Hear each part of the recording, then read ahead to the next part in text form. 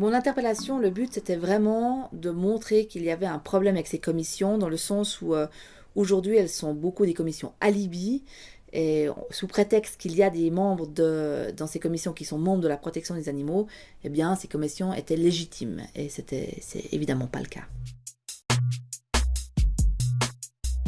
Cette initiative, elle est bonne parce qu'elle essaye de contourner tous les problèmes qu'on a vus jusqu'à aujourd'hui, dont celui de nommer des gens qui sont plutôt favorables à l'exploitation animale, même s'ils sont membres d'organisations de protection des animaux.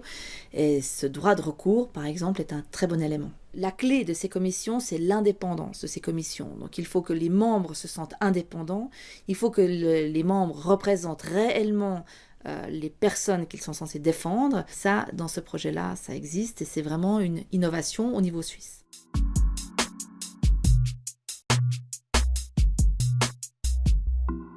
C'est en effet très important que les membres soient actifs dans ce domaine de l'expérimentation animale parce que dès lors, ils ont une expérience et ils peuvent parler de choses qu'ils connaissent.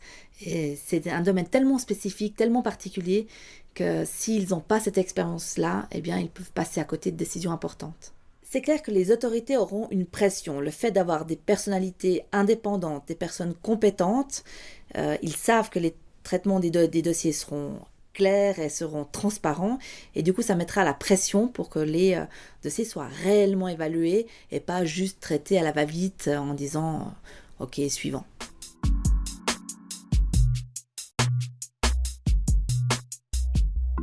Alors au niveau du Parlement, on sent qu'il n'y a aucune volonté du Conseil fédéral d'avancer dans ce dossier.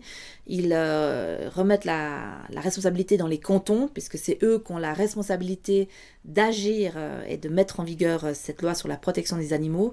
Et donc je pense que si Genève pouvait être pionnier dans ce domaine, ça montrerait un bel exemple aux autres cantons.